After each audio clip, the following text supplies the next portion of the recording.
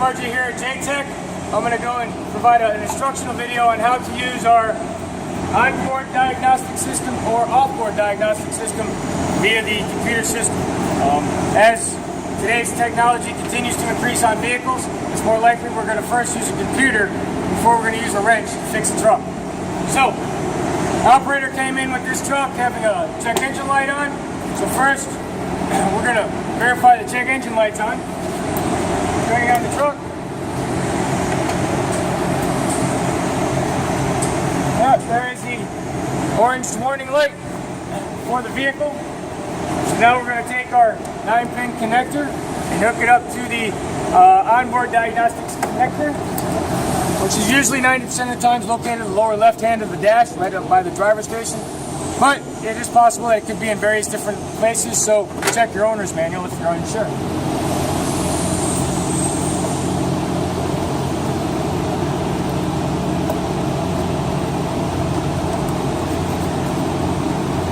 Got a nice tight connection. Check. Alright, now this is the Jaltech computer system. Multi-brand diagnostic state. So we'll select the icon and wait for the exciting timeline of having to start the program.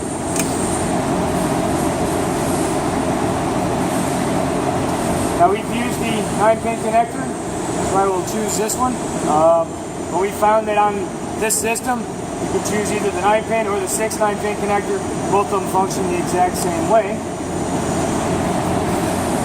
And here it is connected. So you got to definitely make sure that this truck is on. Turn the computer system on. Provide power from the for the computer, so make sure the backup battery doesn't go dead while you're in the middle of your test. So now it's detecting the system. And we are going to skip the putting in the VIN number, and it will actually check all the ECUs on board this vehicle for us. So first it's finding the Model V 2.2, which is the software that's currently on this Kenworth T2000. And it has the Cummins ISX motor on it, and the Metro Wabco ABS braking system. So here it shows right here that it has one engine fault.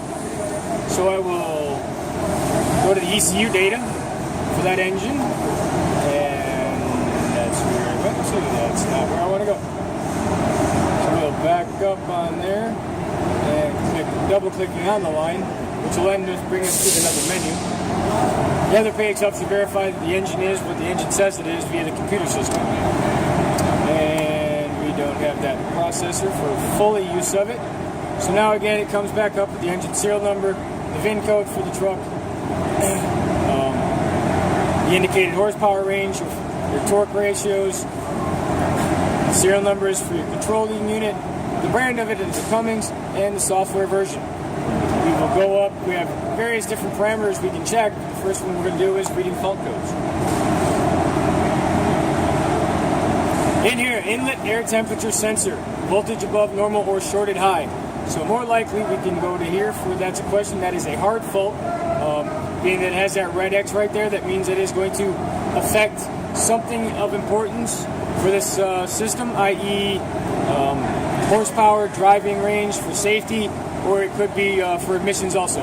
So this is an emissions code because you can't tell with your, you can have some effects for some white smoke, and the fan will activate if it's an electrically controlled by the component. So now the component name here, see if we can find it on the diagram.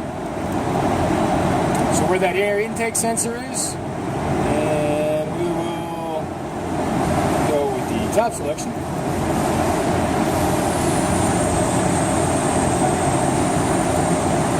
And maybe not. Try one of the buttons on the side. Thank you to my wonderful cameraman making a suggestion. And there is our fault sensor, which shows that it is located on the air intake side of the engine. And the engine management control unit uses the signal received from this sensor in order to protect the engine and control the amount of fuel to be provided. It is an air intake sensor located on the elbow of the air intake right there before it goes into the air at the inlet of the motor. Let's see if we can. It shows some of the different parameters for the resistance of this actual sensor if it were to be bad, and some of the other resistance values for the graphs. Shows out if we had to replace the sensor, what the torque range for that sensor is, so that way you're not over tightening it. And the resistance values of the intake air sensor is 600 to 36,000 ohms. So now we're going to walk over the engine to this area and see if we can pinpoint it using our flashlight. So on the engine, we showed the air intake side of the line. I had it there at the elbow, and actually you notice that somehow it didn't come loose. There is the sensor that was mentioned, so now we will jump up over here and plug that sensor back in. So you're wondering why it came undone is a good question, but vibration of the truck is possible. You can't say he accidentally hit it with the hose during washing of the vehicle, because that didn't happen. So now that is back connected and tight. We'll go back to the computer. Disconnect from, show the components lists, which takes us back to here. Go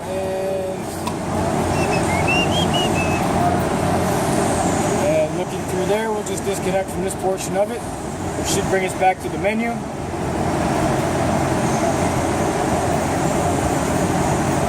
And there's a good possibility we may have to cycle the truck on and off.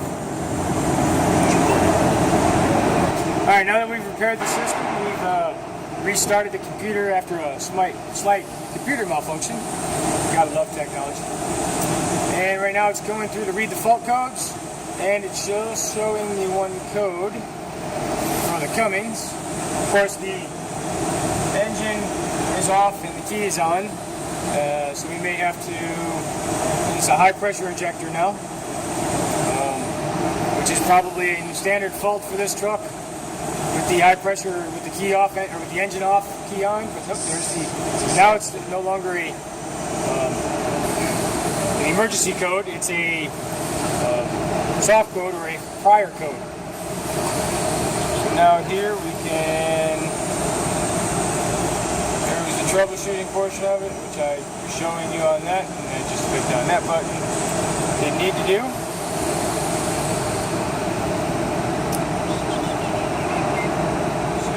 Up. And we'll go back here to clear fault codes. All the successfully repaired fault codes were cleared. Thank you very much. Now it's going to recycle it one more time. Check on codes. All the codes deleted. The process is finished. Notice that some faults may not be cleared. Memory, okay. Go back to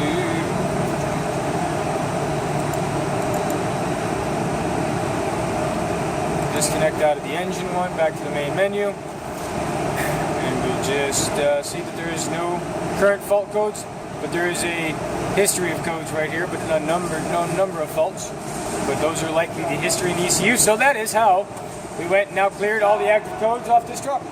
So thank you very much for watching. This is Jaltech signing off. Good day.